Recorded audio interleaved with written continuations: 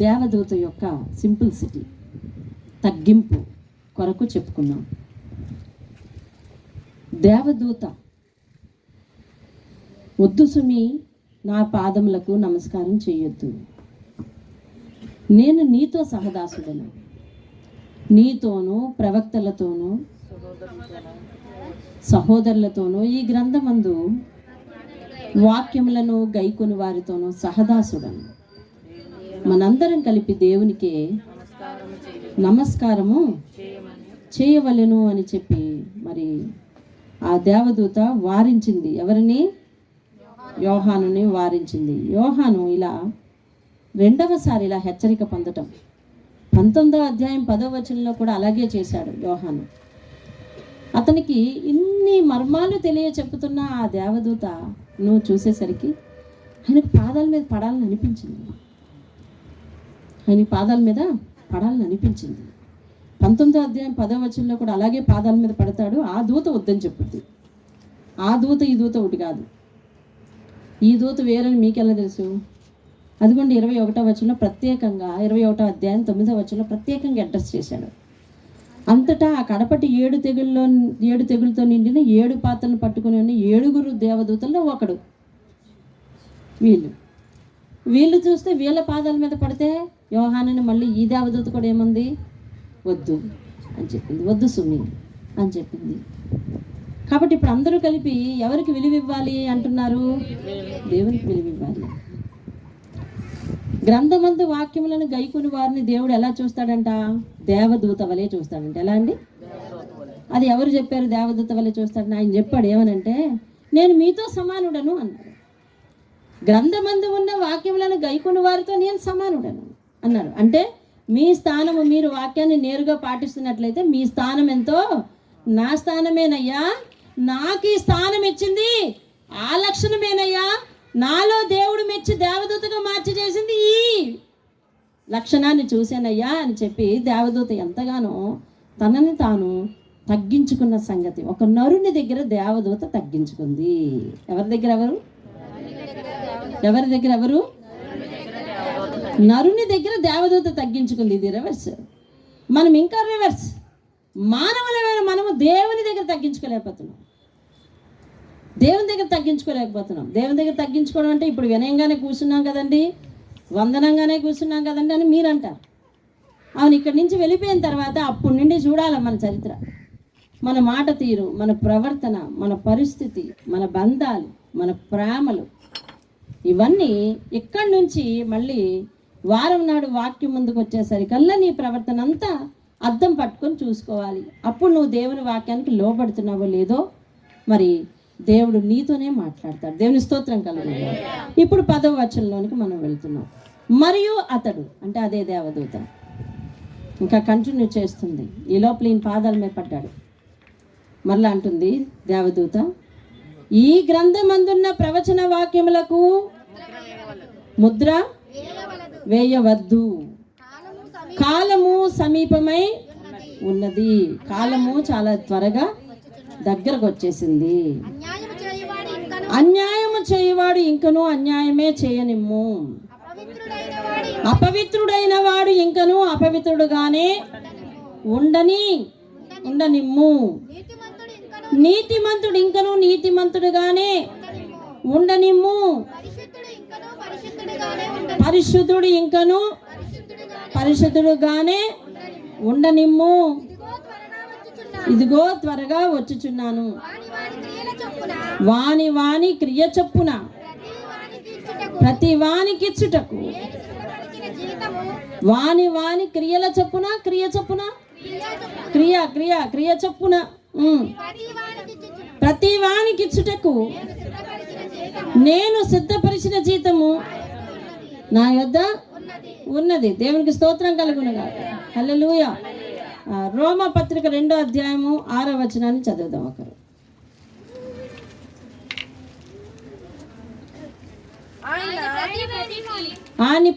ఆయన ప్రతి వానికి ఎలాగా? ఇక్కడ క్రియలు చొప్పున ప్రతిఫలము ఇచ్చును. దేవునికి స్తోత్రం కలుగును గాక. మరి మిగిలిన విషయాల తర్వాత మాట్లాడుకుందాం. పరిశుద్ధాత్ముడు ఈ యొక్క వాక్యమును మన వెనుకల్లో దీవించి ఆశీర్వదించి నడిపించును గాక. ఆమేన్. దేవుని స్తోత్రం కలుగును గాక. మరి కొంచెం సమయం ఆలస్యం అవుతుంది, వినండి. ఈ దేవదూత చెప్పింది ఏమనంటే, అయ్యా ఇందులో ప్రవచన వాక్యములను నువ్వు ముద్ర వేయకు, అందరికీ తెలిసేలాగా చెయ్యు. 5వ అధ్యాయంలో మీరు ఒకసారి వెనక్కి వస్తే, ఇది అనుదిన పాఠం కాబట్టి ఒకసారి వెనక్కి వెళ్ళాలి. 5వ అధ్యాయంలో చూడండి, 2వ వచనం, 1వ వచనం. మరి లోపటను వెలుపటను రాత కలిగి 7 ముద్రలు గట్టిగా వేసి ఉన్న ఒక గ్రంథం, సింహాసనం మీద ఆసీనుడై ఉండి వారిని కుడి చేత చూశాను. మరియు దాని ముద్రలు తీసి ఆ గ్రంథం విప్పుటకు యోగ్యుడైన వారిని ఎవరని బలిష్ఠుడైన ఒక దేవదూత బిగ్గరగా ప్రచురింపగా. దేవుని స్తోత్రం. అక్కడ ఒక గ్రంథం ఉంది, దానికి ముద్రలు ఉన్నాయి. ఇప్పుడు ఆ ముద్రల విప్పుటకు ఎవరికి అధికారం ఉన్నదంట? ప్రభు అయిన యేసుక్రీస్తుకి అధికారం ఉంది. యేసయ్య ముద్రలు విప్పుతున్నాడు, విప్పి ప్రతిదీ తేట తెల్లని చేస్తున్నాడు.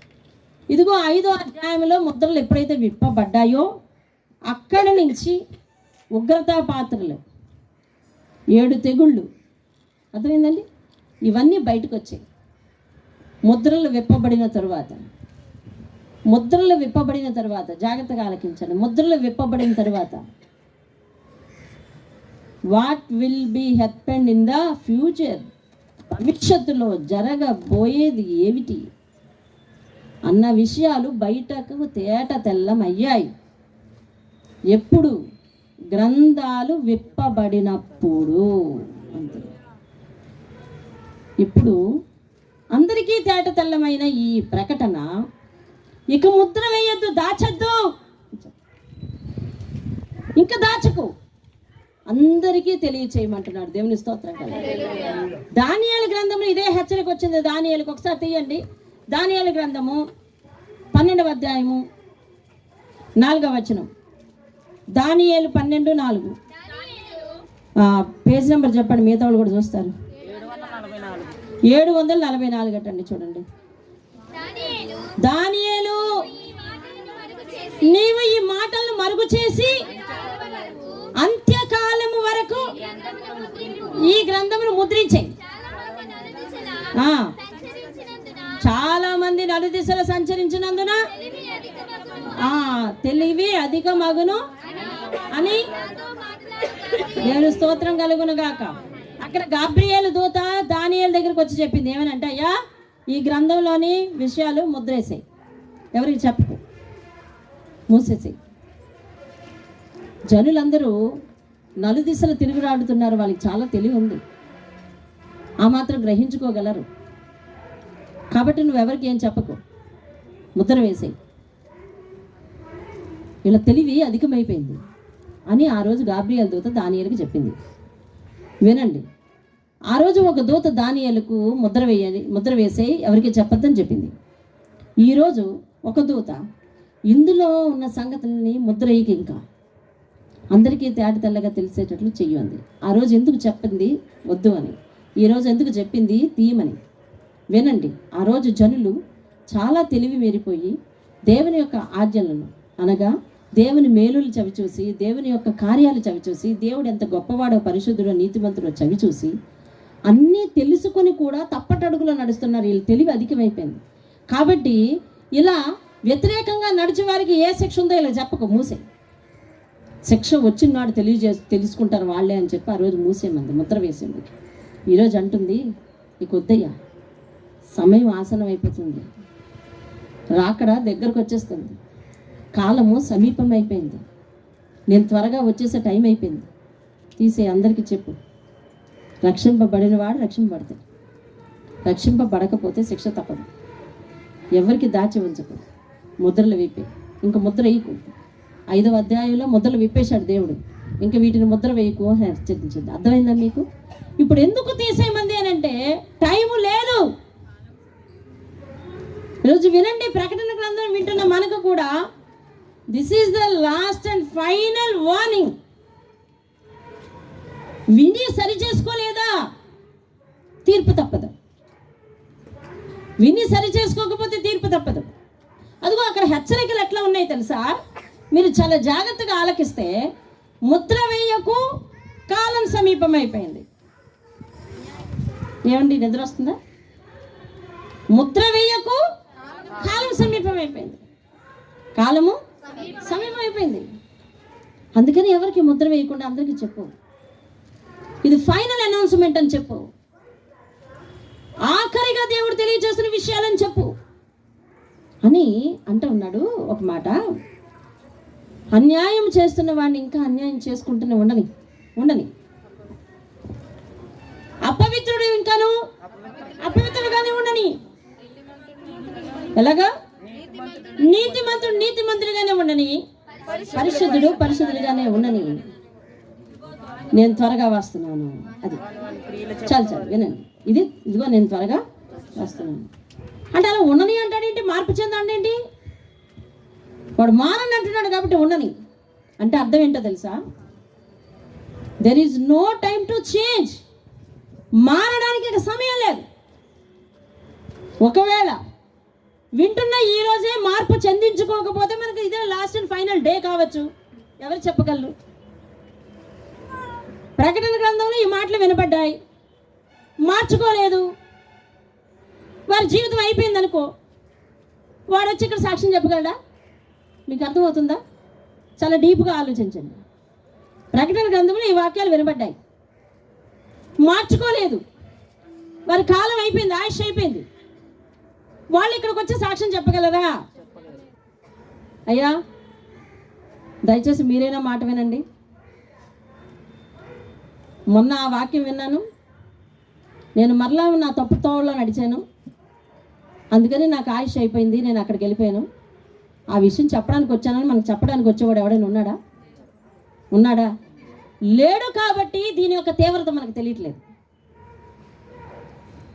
దేవుడు అంటున్నాడు అలా ఉండని అంటే ఎప్పటికిప్పుడు మారిపోతానంటే అయ్యే పని కాదు, మారాలి. అతనికి ఇవ్వబడిన టైంని బట్టి మారలేకపోతే మాత్రం నేను ఈరోజే మార్చేసుకుంటాను అని అనుకుంటే పర్వాలేదు, కానీ మారలేకపోతే మాత్రం ఇదే లాస్ట్ అండ్ ఫైనల్ డే కావచ్చు అంటాడు. మీకు అర్థమవుతుందా? మార్పు చెందడానికి సమయం లేదు. విన్న తక్షణమే ఇదిగో ఈ సమయంలో ఎక్కడైతే కూర్చున్నావో అక్కడే నీవు నీ యొక్క ప్రవర్తనను విడిచిపెట్టాలి. ఇప్పటి వరకు మనం ఏం చేస్తున్నామంటే ఇదిగో ఈ 4 రోజులే, ఫస్ట్ నుండి చూసుకో నేను ఎలా ఉంటాను అంటున్నాం.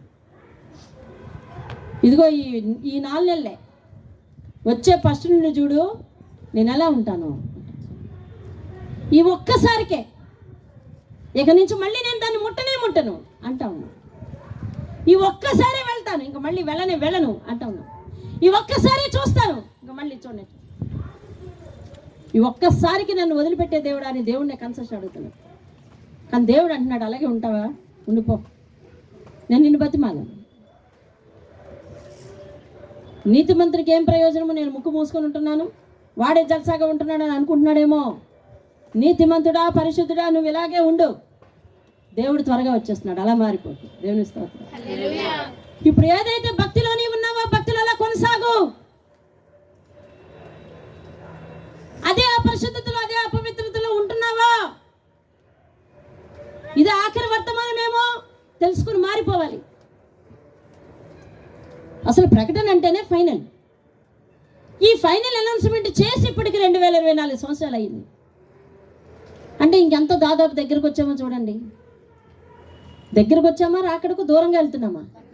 దగ్గరకు వచ్చాం. పేతురు చెప్పాడు ఒక మాట, కొందరు ఆలస్యమని ఎంచుకున్నట్లు ప్రభువు మీకోసం ఆలస్యం చేసేవాడు కాదు. ఆయన ఎందుకు ఆలస్యం చేస్తున్నాడంటే అనేక మంది రక్షింపబడినట్లుగా ఆలస్యం చేస్తున్నాడు. అతడు దీర్ఘశాంతము మనకు రక్షణార్థము, మనకు రక్షణ తీసుకొచ్చి పెడుతుంది. కాబట్టి ఆయన దీర్ఘశాంతాన్ని చూసి మనం రేపు మాపని వాయిదాలు వేయకుండా ఈరోజే మారిపోవాలి అని చెప్తా ఉన్నాడు పేతురు.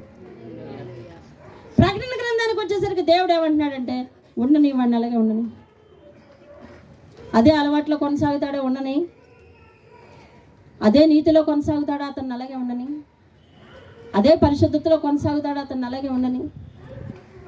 వీళ్ళందరికీ తెలిసి వచ్చేది ఎప్పుడంటే ఇక తీర్పులోనే ఉండని అని చెప్తా ఉన్నాడండి భక్తుడికి. దేవుని స్తోత్రం కలగ.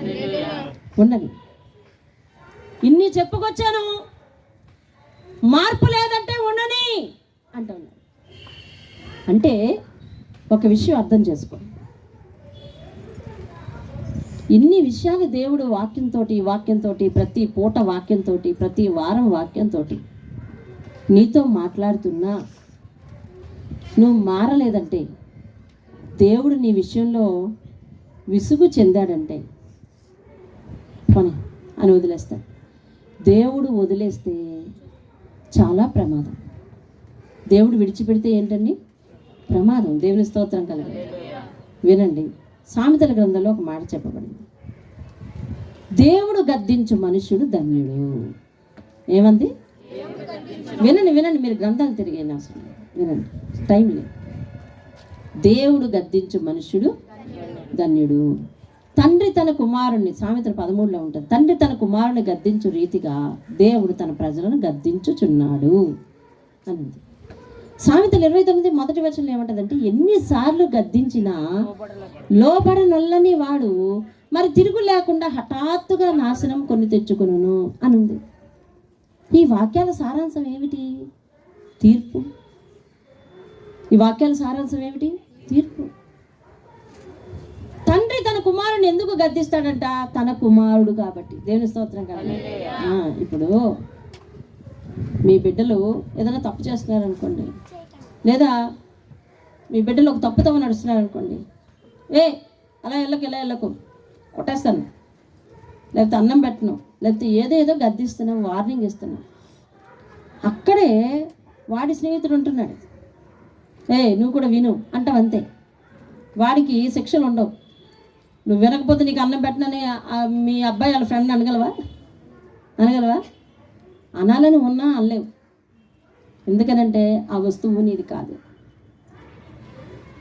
ఆడు ఎలగలేకపోతాడులే, నువ్వు మాత్రం ఆడితో ఉన్నావా అంటావు. అంటే అర్థం ఏంటి? నా కుమారుడు నువ్వు బుద్ధిగా ఉండాలి అని అర్థం. ఆ తండ్రిది స్వార్థమే కనిపించవచ్చు కానీ అది ప్రేమ.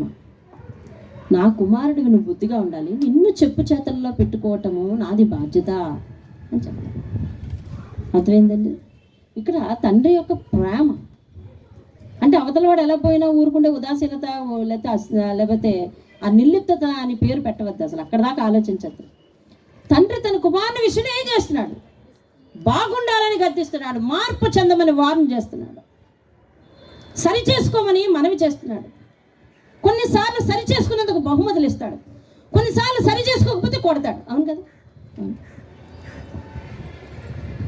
నేను చెప్పినట్టు నువ్వు వింటే విన్నవా? సరే వింటే ఇదిగో నీకు చాక్లెట్ కొనబెడతానంట, ఒకసారి ఐస్ క్రీమ్ కొనబెడతాను ఒకసారి అంటావు, ఒకసారి వినకపోయావా బెల్ట్ తీస్తానంటావు.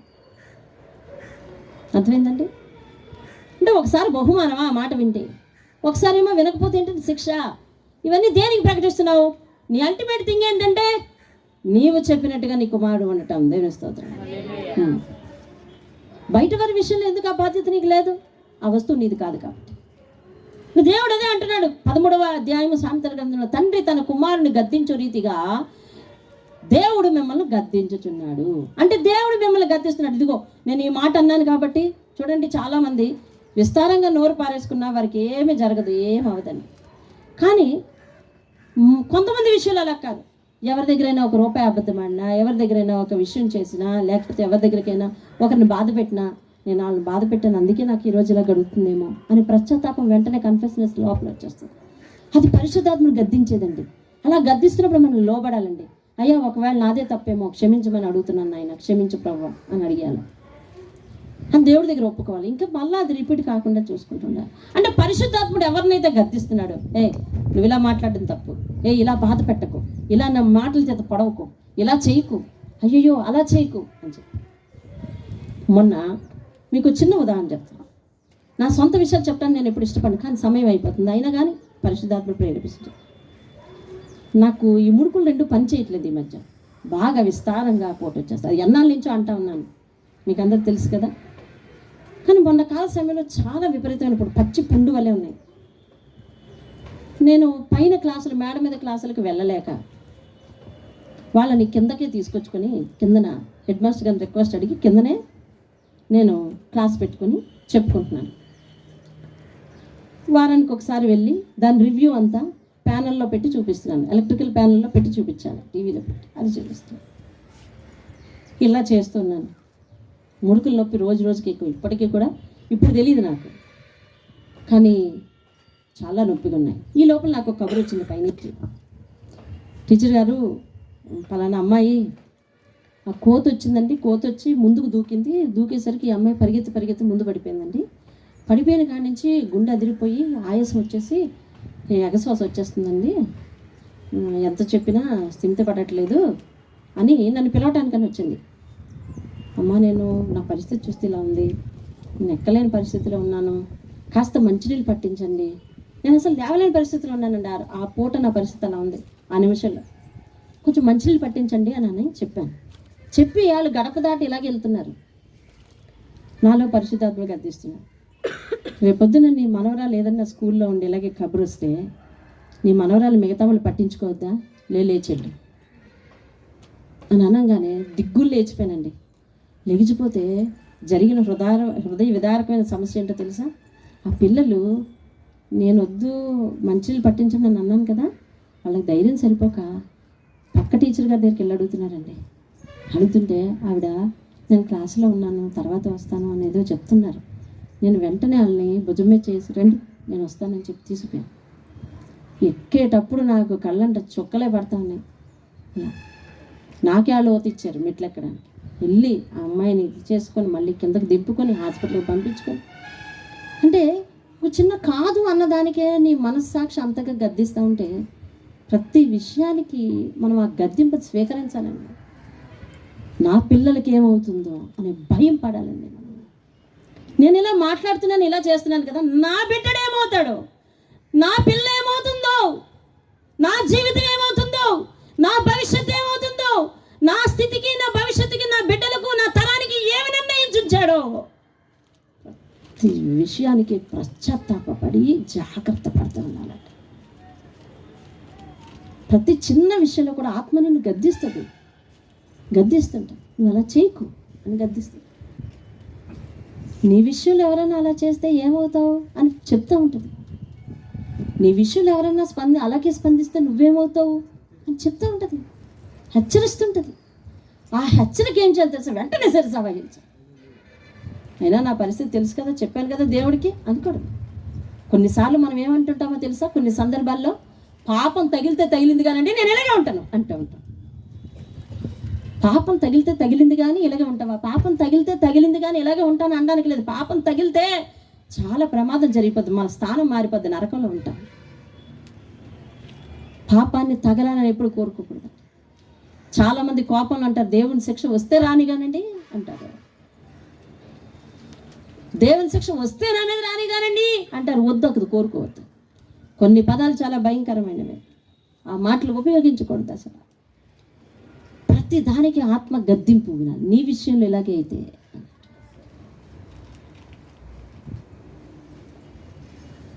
ప్రతి విషయానికి నేను ఎక్కడ పనిచేస్తున్నాను, నా బిడ్డలు ఇద్దరు హాస్టల్లో ఉంటే వాళ్ళని తలుచుకొని ప్రతి విషయంలో చాలా జాగ్రత్తగా పని చేసుకుంటూ వచ్చేది. ఎందుకంటే ఏ విషయమైనా నేను ఆత్మదేవునికి లెక్క చెప్పాలి. నేను అవతల వాళ్ళ పిల్లల విషయంలో నేను రూఢిగా ప్రవర్తిస్తాను, అర్థం చేసుకోకపోతే రేపొద్దున నా బిడ్డలు ఎవరు అర్థం చేసుకుంటారు? నా బిడ్డలు ఎవరో చేతుల్లో ఉన్నారు. అక్కడ చుట్టూ ఉన్న వాళ్ళు అర్థం చేసుకుంటేనే కానీ నా బిడ్డలు మనలేరు, అంతే కదా. ఒకళ్ళు ఒక హాస్టల్లో ఉన్నారు. ఎదుటి పిల్లల క్షేమము, ఎదుటి పిల్లల పరిస్థితి నేను అర్థం చేసుకోకపోతే, నా బిడ్డలు 10 మంది మధ్య ఉన్నారు, వాళ్ళందరూ అర్థం చేసుకుంటేనే కానీ నా పిల్ల బతకలేదు. అక్కడ వాళ్ళు ఎవరు కాస్తారండి? నేను వెళ్ళి చూసుకుంటున్నాను లేదు. అక్కడ దేవుడు అడ్డుకట్ట వేసి మన బిడ్డల్ని కాపాడాలనంటే, ఇక్కడ మన కళ్ళ ముందు ఏదైతే ఉందో దాన్ని మనం గౌరవించి ప్రేమించి దేవునికి భయపడి ప్రవర్తించాలండి. దేవునికి స్తోత్రం. అందుకే చెప్తున్నాడు, నీతిగా ఉన్నావా నీ నీతిని అనుసరించు తప్పిపోకు, పరిశుద్ధుడిగా ఉన్నావా నీ పరిశుద్ధతని అనుసరించు తప్పిపోకు, అన్యాయస్తుడిగా ఉన్నావా అలవాటు అయిపోయిందా, అదే ధోరణి అలవాటు అయిపోయిందా, సరే అలాగే ఉండు. అపవిత్రమైన పనులు చేస్తున్నావా, నీకు అలవాటు అయిపోయిందా, మానుకోలేవా, అయితే అలాగే ఉండు. చెప్పలేదనద్దు నేను త్వరగా వస్తున్నాను అంటున్నాను. ఈ త్వరగా అనే పదంలో మనం అర్థం చేసుకోవాలి, దేర్ ఈజ్ ఏ అర్జెన్సీ. చాలా అర్జెంట్ ఉందండి దేవుడు వచ్చేసేదానికి. ఇప్పుడు లోకానికి దేవుని వాక్య భయం పోయింది. దేవుడంటే భయం పోయింది బయట వారికి. కానీ నీకు దేవుడన్నా దేవుని వాక్యం అన్న రెండు పోయినాయి. ఎవరయ్యా సీనియర్ అంటే నువ్వే. అందుకని దేవుడు తీర్పు వాళ్ళ దగ్గర నుంచి మొదలెట్టట్లా. ఒకసారి లెక్కేసుకో, నువ్వు ఏ సంవత్సరంలో రక్షింపబడ్డావు? ఆన్సర్ వచ్చిందా నీ మనసులో? ఎన్ని ఆదివారాలు ఇప్పుడు దేవుని మందిరంలో గడిపావు? ఆన్సర్ వచ్చిందా? మధ్యలో వచ్చిందా? ఆన్సర్ వచ్చిందా లేదా? ఇన్ని ఆదివారాలు నువ్వు మందిరంలో ఉంటే దేవుడిని ఇన్ని ఇంటి లెక్క అడిగేది వాళ్ళని కదా అడగాల? ఆలోచించావా? కానీ తీర్పు ఎవరింటి దగ్గర ఆరంభం అవుతుందంటే ముందు దేవుని ఇంటి దగ్గర. దేవుని ఇల్లు అంటే ఎవరు? నువ్వే దేవుని ఇంటి మనిషివి. వినండి, ఒక వ్యక్తి అనవసరంగా మాట్లాడుతున్నాడు. వాళ్ళ పిల్లల పరిస్థితి బాగోలేదు, ఎదుటి పిల్లల గురించి మాట్లాడుతున్నారు అనుకో. నువ్వు వెళ్ళి ఏమంటావు తెలుసా? ముందు నీ ఇంటి చూసుకో అంటావా లేదా? అన్నావా లేదా? అలా అన్న చేత కదా మీకు? అలా అనరా, కోపంగా మాట్లాడరా మీరు ఫోన్లో. మీరు మంచోళ్ళండి. సరే, నేనే ఆ పాపం అంతా నేనే మోసుకుంటా. నేను వెళ్ళి నా కోసం ఏమన్నా అంటుంది, నా పిల్లల కోసం ఏమన్నా అంటుంది అనుకో, నేను వెళ్ళి అంటాను ముందు నీ పిల్లల గురించి చూసుకో అంట. లోకం చేత అలా దేవుడు అడిగించుకుంటాడా? కాబట్టి తీర్పు ఎవరి దగ్గర ఆరంభమవ్వాలా? తీర్పు దేవుని దగ్గరే, దేవుని ఇంటి దగ్గర ఆరంభమైతే మరి విశ్వాసుల సంగతి ఏమిటి అని అడిగాడు పౌలు. నీ సంగతి ఏమిటి అని అడిగాడు. ముందు లెక్కలు తేల్చుకోవాల్సింది ఇంటిలో. ఎవరైనానండి ఈ వాక్యాన్ని చూసుకొని ముందు లెక్కలు తేల్చుకోవాల్సింది ఎక్కడంట? ఇంటిలో. ముందు నా సొంత జీవితాన్ని, ముందు నా సొంత బిడ్డల్ని, ముందు నా సొంత సంఘాన్ని సరిదిద్దుకొని అప్పుడు ఎవరినైనా ఇగో నువ్వు అంటానికి. అసలు అనద్దన్నాడు దేవుడు. నువ్వు తీర్పు తీర్చద్దు ఎవరికి అన్నాడు. ఇప్పుడు దేవుడు కూడా అదే చేస్తాడు. ఏది చెప్పాడో అదే చేస్తాడు. రాకల్లో వచ్చి లోకంలో వాళ్ళకి ఇదిగో నువ్వు ఎన్ని చెప్పినా వెళ్ళలేదు, లేకపోతే ఎన్ని చేసినా వెళ్ళలేదు వాళ్ళని అడగడం. నిన్నే అడిగేది. దేవుని స్తోత్రం కలిగి. గృహ నిర్వాహకత్వపు లెక్క మీరు అప్పగించాలా? తీర్పు అతని ఇంటి దగ్గర ప్రారంభమైతే మనం జవాబు చెప్పాలి. కాబట్టి ఇప్పుడు దేవుడు అంటూ ఉన్నాడు ఏమనంటే, నీకు ఇన్ని సంగతులు చెప్పాను కదా, సరే ఉంటే అలాగే ఉండు. మారు మనసు చెందటానికి లేదా ఇప్పటికిప్పుడు మారిపోతాను అంటే నీకు ఆయుష్ ఉందో లేదో చూసుకొని ఇప్పుడే మారు.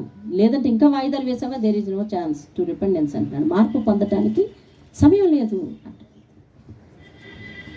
మార్పు పొందటానికి సమయం లేదు. రేపొద్దున వచ్చే విపత్తు ముందుగా ఎవరికి ఎఫెక్ట్ అవుతుందంటే వాక్యం విని సరి చేసుకోలేదు కదా, నీకే ఎఫెక్ట్. ఇన్ని ప్రసంగాలు చెప్పేశాను, ఇన్ని ఆదివారాలు ఇంత పరిచయం చేసేసాను అయ్యా, దయచేసి వాళ్ళందరూ ఏమనుకుంటారు నన్ను లోపల దోసేయనంటే అక్కడ అయ్యేది లేదు. వాక్యమే గెలుస్తుంది. వాక్యమే అక్కడ వాదన అనేది లేదు అని అంటే మనం ఇంకా వాదనలోనే ఉన్నామండి.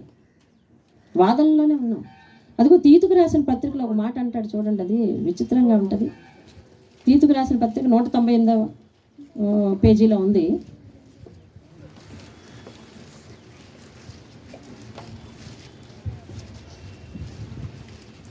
ఆరో వచనం నుంచి నేను చదువుతున్నాను, వినండి.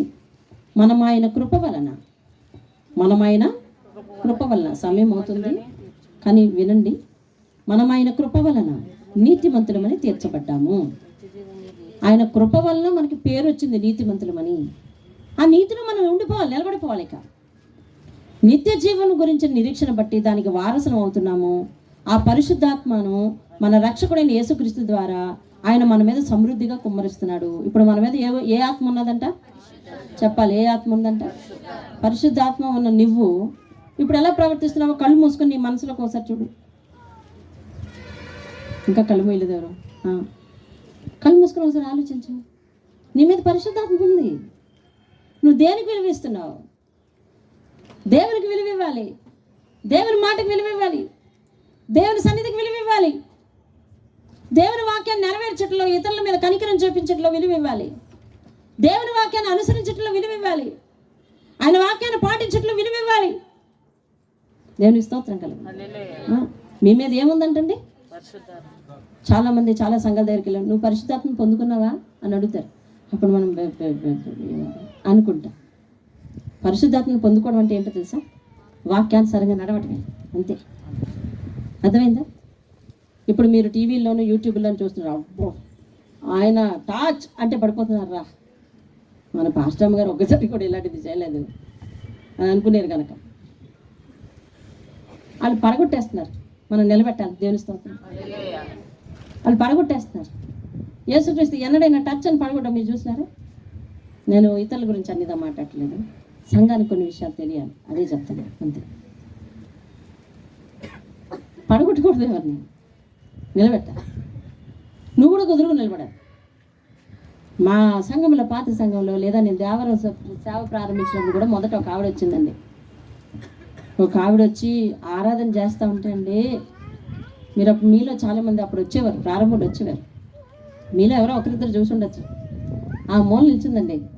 అక్కడి నుంచి తిరుగుకుంటా గెంతుకుంటా ఇక్కడికి వచ్చింది. ఈ లోపల నా భయం అంతా ఏంటి, ఆవిడ పడిపోద్దని కాదు, బైబిల్ తొక్కేస్తుంది.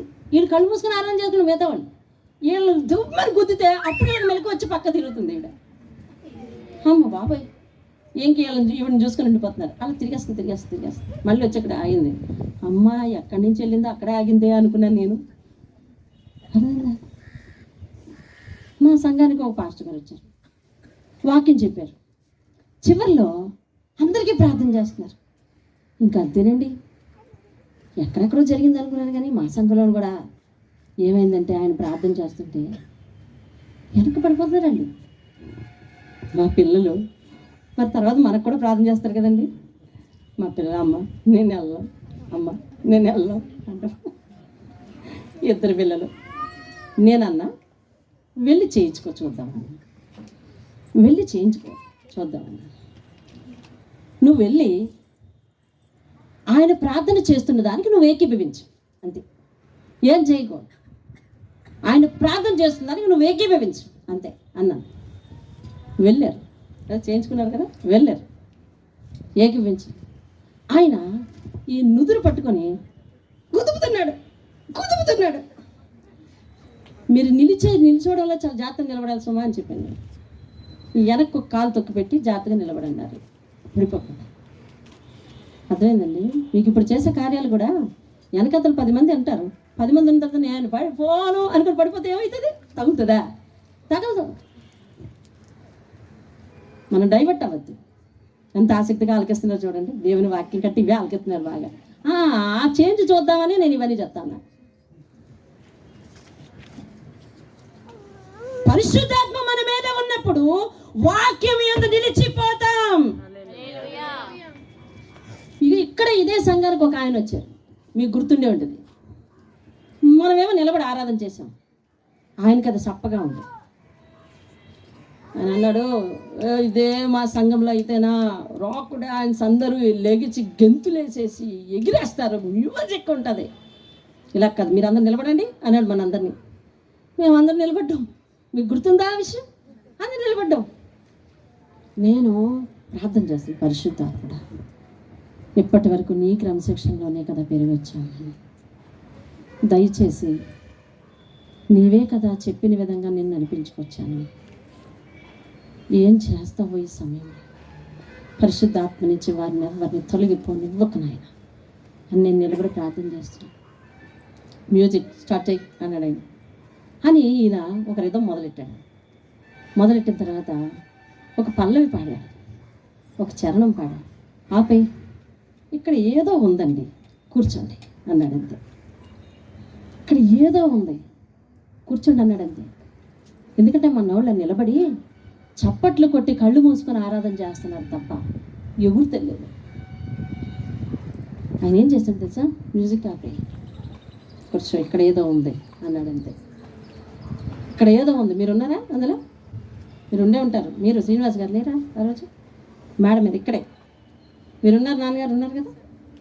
హైదరాబాద్ నుంచి వచ్చినప్పుడు, హైదరాబాద్ నుంచి పాస్ వచ్చారు. లోవరాజు గారు ఉన్నోళ్ళు చేతులెత్తండి, చాలామంది ఉన్నారు. ఆ రోజు ఆ మాట విన్నారా మీరు? ఇక్కడ ఉంది. ఆ అనతి కాలంలో కొన్నాళ్ళ తర్వాత ఆయన పాపం పరలోక ప్రవేశం చేస్తున్నాడు. చాలా బాధ కలిగింది. ఆయన వెళ్ళిపోయి వాళ్ళ సంఘంలో ఆరాధన నాకు వీడియో పెట్టినాడు. చాలా ఓహో ఇలా జరుగుతుంది కావాలి అనుకున్నాను నేను, అంతే.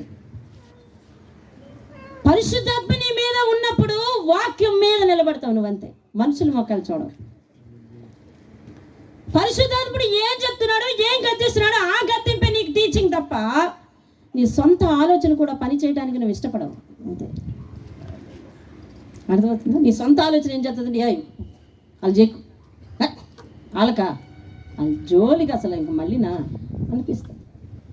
అందుకే దేవుడు ఒక మారు నాకేమని చెప్తున్నాడు తెలుసా? అదే సంఘానికి చెప్పమన్నాడు. ఏమనంటే, అపకారికి అపకారం చేయడము లోక సాంప్రదాయం, ఉపకారికి ఉపకారం చేయడము లోక సాంప్రదాయం, ఉపకారికి కూడా అపకారం తలపెట్టడం లోక సాంప్రదాయం.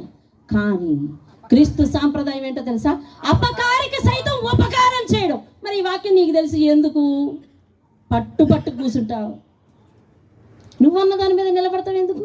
పరిశుద్ధాత్మను గెలిపించవే.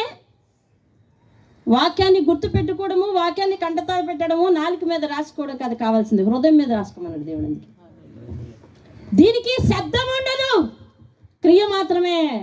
దీనికి శబ్దం ఉంటుంది, క్రియ ఉండదు, ఉండకపోవచ్చు కూడా. అర్థమైందంటే దీనికి శబ్దం ఉండదండి, మనసుకు శబ్దం ఉండదు. అందుకే మనసు మీద రాసుకోమన్నాడు వాక్యాన్ని. దేవునికి స్తోత్రం కదా. నువ్వు మనసు మీద రాసుకోవాలి వాక్యాన్ని. దేవునికి స్తోత్రం. అందుకని ఎలా ఉంటావు అలాగే ఉంటావా? ప్రశ్నిస్తున్నాడు దేవుడు, ఎలా ఉంటావు ఇంకా అలాగే ఉంటావా? మారవా? ఇంకా నీ మాట తీరు మారదా? ఏమండి, పరిశుద్ధాత్మనికి విలువిచ్చే వారంగా ఉండాలి మనము. పరిశుద్ధాత్మ మన మీద ఉన్నదంటే ఇంకా నేను ముందుకు వెళ్తున్నా చూడండి. అదే తీతుకు రాసిన పత్రికలోని, ఈ మాట నమ్మదగినది గనుక. ఏ మాట నమ్మదగినది? దేవుడు మన మీద పరిశుద్ధాత్మను సమృద్ధిగా కుమ్మరించెను అనే మాట నమ్మదగినది గనుక దేవుని యందు విశ్వాసం ఉంచిన వారు సత్క్రియలు శ్రద్ధగా చేయుట యందు మనస్సుంచినట్లు నీవి సంగతులు దృఢముగా చెప్పాలి సంఘానికి తీతు అని పౌలు వారం చేస్తారు. ఈ సంగతులు ఏంటి? సంఘానికి జాగ్రత్తగా చెప్పాలి, మంచి పనులు చేయటంలో, మంచి మాటలు మాట్లాడటంలో. అంతేగాని ఇక ఇంట్లోనూ కూడానండి, ఇంట్లో కూడా అదే అలవాటు. ఎవరితో గొడవ వచ్చిందంటే సూటిపోటి మాట, సూటిపోటి, చెంబు మీద వంక పెట్టి, కుక్క పిల్ల మీద వంక పెట్టి, కోడి మీద వంక పెట్టి, మీ ఇంట్లో అలా తిట్టుకుంటావా? మీ ఇంట్లో తిట్టుకోకూడదు కాబట్టి ఊరోళ్ళ మీద తిట్టచ్చా? అలాగే చేయకూడదు, ఇలాగే చేయకూడదు. మీ మీద పరిశుద్ధాత్మ సమృద్ధిగా ఉంది కాబట్టి పరిశుద్ధాత్మ ఉన్నట్టుగానే బిహేవ్ చేయాలంట మనం. దేవుని స్తోత్రం. హల్లెలూయా. ఉదయమున వచ్చిన కోపం మళ్ళీ సాయంత్రం ఏం చేయాలంట? విడిచిపెట్టుకోవాలి, సమాధాన పడాలి.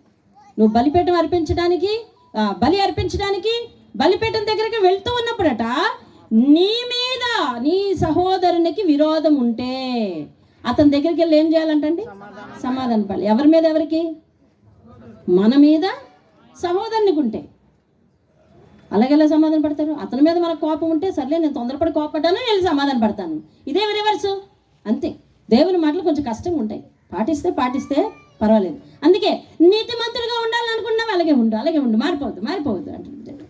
పరిశుద్ధుడిగా ఉండాలనుకుంటావు అలాగే ఉండు, మారిపోవద్దు అంటాను. దేవుని స్తోత్రం కలగాలి. అమ్మో, దేవుని వాక్యాన్ని నీ జీవితంలో గెలిపించాలంటే చాలా ధైర్యంతో కూడిన పని. ఆ ధైర్యం ఎవరిస్తారంటే పరిశుద్ధాత్ముడు ఇస్తాడండి. దేవుడు నీకు స్తోత్రం కలగాలి. అందుకని పరిశుద్ధాత్ముడు మన మీద ఎలాగంటే కొరకొరగా కాదు, సమృద్ధిగా, హల్లెలూయా, సమృద్ధిగా కుమ్మరించాడంట. ఈ మాట నమ్మదగినది కనుక దేవుని యందు విశ్వాసం ఉంచి వారి సత్క్రియలు చేయుటకు మరి మనస్సుంచి నీవి సంగతులు దృఢంగా చెప్పాలని నేను కోరుకుంటున్నాను. ఇవి మంచివియు, అదిగో నువ్వు ఆశీర్వచనం పలకడం మంచిదంట, నీకు ప్రయోజనకరమంట. దీవెనకరమైన మాట పలకడం మంచిదంట, ప్రయోజనకరమంట. సమాధానాన్ని కోరుకోవడం మంచిదంట, ప్రయోజనకరమంట. అవివేక తర్కాలు, వంశావళులు, అన్ని కలహాలు, ఇవన్నీ కూడా వివాదములు, ఇవన్నీ నిష్ప్రయోజనము, వ్యర్థము, విడిచిపెట్టే అంటారు. కాబట్టి ఇవన్నీ కూడా దేవుడు చెప్తున్న సంగతులు. వీటన్నిటిని మనం పాటించి తీరాలి. దేవుని స్తోత్రం కలుగును గాక. ఒక మాట వినండి, పరిశుద్ధాత్మ చెప్పిన సంగతి. ఇప్పుడు ఇది లాస్ట్ పేజీ చదువుతున్నావు కదా బైబిల్లో, అవునా? లాస్ట్ పేజీలో ఏం చెప్పాడంటే దేవుడు, జాగ్రత్తగా నీ విశ్వాసాన్ని కాపాడుకో, పరిశుద్ధంగా ఉన్నావు, నీతిగా ఉన్నావు, అలాగే ఉండు. అందరి కొరకు ప్రార్థన చేయి, వాక్యం మీద నిలబడు అని చెప్పాడు. ఇప్పటికి ఖచ్చితంగా మన జీవితాన్ని మార్చుకొని ఏం చేయాలి? తీరాలి. లేదంటే ఇంకొక బైబిల్, ఇంకొక పేజీ లేదు. ఉందా? ఈ హెచ్చరికే ఇక లోకానికి సరి. లేదు ఇంకా 4 మాటలు చెప్తాను అని అనుకుంటే దేవుడు ఎపిసోడ్ 2 పెట్టేవాడు కదా. బైబిల్ వాల్యూమ్ 2 ఉందా ఎక్కడైనా? లేదు. ఉందండి? బైబిల్ వాల్యూమ్ 2 ఉందా? 2వ భాగము ఉందా? లేదు. ఈ భాగంలోనే మానవుడు, పాపి అయిన మానవుడు పరలోకము చేరి పరిశుద్ధిని పక్కన జీవించటం ఎట్లాగో ఆ దారి తెన్నులు, తీరు తెన్నులు అన్నీ ఇందులోనే రాయించి ఉంచాడు. దీనిని మించి ప్రవర్తిస్తే నీ దారి వేరవుతుంది. లేదు, దీన్నే అనుసరిస్తే నీ దారి తిన్నగా దేవుని దగ్గరికే చేరుతుంది. దేవునికి స్తోత్రం. హల్లెలూయా. దీనికి మించి ఎపిసోడ్ 2 లేదు. విభాగం 2, వాల్యూమ్ 2 లేదు. ఇంక ఇదే ఆఖరి. ఇందులో ఉన్న మాటలు చాలు. వీటికి మారని వ్యక్తులు ఇక ఉంటే అలాగే. నేను త్వరగా వస్తున్నానని చెప్పి ఏమంటున్నాడు? ఆఖరి మాట చదవండి మీరు. వాని వాని క్రియలు అని చదవకూడదు. ఏమని? క్రియ చప్పున. ఇందాక రోమపత్రికలో ఏం చదివాము? క్రియల చప్పున. అక్కడ క్రియలు ఉన్నాయి. ఇక్కడికి ఫైనల్గా ఇంకా ఒకే క్రియ. ఏమిటో తెలుసా? ఏమండి నేను దాన ధర్మాలు చేస్తున్నానండి, ఏమండి నేను బైబిల్కి ఎంత ఇన్ని బైబిల్ పంచానండి, సంఘానికి ఎంత కాంట్రిబ్యూషన్ ఇచ్చానండి, ఇవి చేశానండి, అవి చేశానండి. అవన్నీ క్రియలు. ఇప్పుడు దేవుడు ఫైనల్గా ఒకే ఒక క్రియ దగ్గరకు వచ్చాడు. ఏంటో తెలుసా? వాక్యాన్ని అనుసరిస్తున్నావా లేదా అంతే. ఒకే క్రియ క్రియ క్రియ. పరిశుద్ధాత్మను రాసిన ప్రతి పదాన్ని జాగ్రత్తగా నువ్వు పట్టుకోవాలా. వాక్యాన్ని దాటి ఏమైనా చేసినావో మనకి జీతం వేరేగా మారిపోద్ది. పైన చెప్పాడు, ఈ గ్రంథమందున్న వాక్యములను గైకొని వారు ధన్యులు. అంతే, అదే క్రియ. వాక్యం ఎవరికి విలువివ్వమని చెప్తుంది? దేవునికి విలువివ్వమని చెప్తుంది. దేవుని మాటకు విలువివ్వమని చెప్తుంది. దేవుని ప్రజలకు విలువివ్వమని చెప్తుంది. మంచిగా ఉండమని చెప్తుంది. ఆశీర్వచనం పలకమని చెప్తుంది. మనం ఏం చేస్తున్నాం తెలుసా? వ్యక్తులకు, వస్తువులకు విలువిస్తున్నాం, పరిస్థితులకు విలువిస్తున్నాం. ఈవేళ నిండుగా ఎవరు కనిపిస్తారో వాళ్ళనే ప్రేమిస్తున్నాం మనం. అర్థమైందా? వీళ్ళు మనకు భవిష్యత్తులో పనికొస్తారనుకుంటే వాళ్ళతోనే స్నేహం చేస్తున్నాం. ఇవన్నీ పరిశుద్ధాత్ముడు చెప్పే బోధ కాదు ఇది. పరిశుద్ధాత్ముడు చెబుతున్నది ఏమిటి అంటే, పరిశుద్ధాత్ముడు నీలో ఉంటే ఎలా ప్రవర్తిస్తావు? దేవుడే ఉంటే నీ పక్కన ఎలా ఉండాలో అలాగే ఉండాలి నువ్వు. ఆయన నీతో కూడా ఉన్నవాడు. దేవుని స్తోత్రంగా. హల్లెలూయా. కాబట్టి నీతో కూడా ఉన్నవాడు ఎప్పుడు కూడా నీతోనే ఉంటాడు, నిన్ను గమనిస్తూనే ఉంటాడు. ఏమండి, నీకు తెలియకుండా నేనేమేమో మాట్లాడుకోవచ్చు, కానీ నా మనసు భాష ఆయనకి తెలుసు. ప్రతిదీ ఆయన లెక్కల్లో పడిపోతా ఉంటాను. ఆయనకి నేను భయపడవాలి. దేవుని స్తోత్రం. పరిశుద్ధాత్మ నీలో ఉన్నప్పుడు వాక్యం మీద నువ్వు నిలబడిపోవాలంతే. నేను త్వరగా వస్తున్నాను. వాని క్రియ చప్పున క్షమించండి, క్రియ చప్పున ప్రతి వానికి ఇచ్చుటకు నేను ఏం చేశాడు అంటే, ఇప్పటికే సిద్ధపాటు అయిపోయింది. సిద్ధపరిచిన జీతము నేను నా యొద్ద ఉన్నది. అది ఆ జీతం కోసం భయపడాలండి ప్రతి ఒక్కరు. ఈరోజు లోకానికి వాక్యం భయం అందుకే పోయింది. ఏమనంటే ఎప్పుడో ఇచ్చే జీతానికి ఇప్పుడు ఇచ్చేటండి. ఎప్పుడో వయసు మళ్ళిన తర్వాత, పళ్ళు ఊడిపోయిన తర్వాత, కళ్ళు కనబడిపోయిన తర్వాత అప్పుడు దేవుని నమ్ముతాను అనే స్థితిలో ఉన్నాం. ఇప్పటికీ కూడా నేను కొంతమందికి బాప్తీసం తీసుకోమంటే వాళ్ళు ఇప్పటికీ ముందుకు రారు. ఎందుకంటే వాక్యాలు స్పష్టంగా ఆలకిస్తారు, వాక్య సత్యాలు వారికి తెలుస్తూ ఉన్నాయి, కానీ బాప్తీసం అంటే ముందుకు రారు. ఎందుకో తెలుసా? ప్రకటన వాళ్ళు నమ్మట్లేదు. ఇంకేమని చెప్తాము? ప్రకటన నమ్మట్లేదు వాళ్ళు. ఇదిగో ఇంక ఇంతే, దేవుని మాట విను అని చెప్తా ఉన్నప్పుడు దేవుని మాట వినాలి మనం, అంతే. ఇప్పటికీ నేను ఎవరైనా ముసలి వాళ్ళు అలా కనిపించినప్పుడు, అమ్మ ఏమి రక్షణ తీసుకున్నావా అంటే, లేదండి మా పిల్లలకి పెళ్ళిళ్ళు అయిపోయిన తర్వాత తీసుకుంటాను. అప్పుడు వద్దు నువ్వు దేవుడికి. అర్థమైందండి? ఓ భక్తుడు ఇలా పాడుతూ ఉన్నాడు, నాకు బలము ఉన్నంత వరకు చేరలేదు నీ సన్నిధి. బలమంతా పోయాక, బలమంతా పోయాక చేరాలని ఉంది నీ సన్నిధి. నాకు బలము ఉన్నంత వరకు చదవలేదు నీ వాక్యము. చూపంతా పోయాక,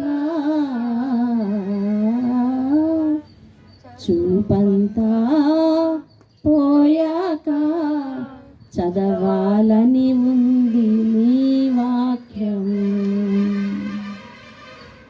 ఎక్కడి నుండి వస్తుంది? రాదు. బలం పోయిన తర్వాత రాదు. ఇప్పుడు నేను చక్కగా పొదుగులు కోడిలాగా ఇంట్లో కూర్చుంటాను. రేపొద్దున వయసు అయిపోయిన తర్వాత నీకు వెళ్ళాలని అనిపిస్తుంది. ఆ రోజు పిల్లలందరూ ఏమంటారంటే, నువ్వెందుకో బాబు బండి మీద సరిపోవు అంటారు. అంటారా? అంటారు. నీకు కాళ్ళు బాగా పనిచేస్తున్నప్పుడు నువ్వు వచ్చేయాలా, ఇంటి దగ్గర కూర్చోకూడదు. బండి కోసం ఎదురు చూడొద్దు, దేనికోసం ఎదురు చూడద్దు, నువ్వు వచ్చేయాలి దేవుని సన్నిధికి. నువ్వు కాస్త పెద్ద ఈ ముసలి అయితే ఏమంటారు తెలుసా? నువ్వెందుకు బాబు బండి మీద కుదురుగా కూర్చో, పడిపోతే లేనిపోని ఇబ్బంది, ఇంటి దగ్గర కూర్చో, ఇంటి దగ్గర ఏం దేవుడేమో అనుకోలే అంటారు. పరిచర్య చేయడానికి కూడా ఇదే వయసు. బలం బాగున్నప్పుడే చేయాలి. వాక్యం అనుసరించడానికి ఇదే. ఇప్పుడు అలవాటు చేసుకుంటే అప్పుడు కూడా అలవాటు అయిపోతుంది. వాక్యం చదవడానికి ఇదే. చూపు బాగున్నప్పుడే. దేవునికి స్తోత్రం. మోకరించండి, ప్రార్థించండి. త్వరగా వచ్చుచున్న దేవుణ్ణి, ఆయన అర్జెన్సీని జ్ఞాపకం చేసుకో. ఇదిగో నేను త్వరగా వచ్చుచున్నాను, కాలము సమీపమైంది అని చెప్తున్న మాట.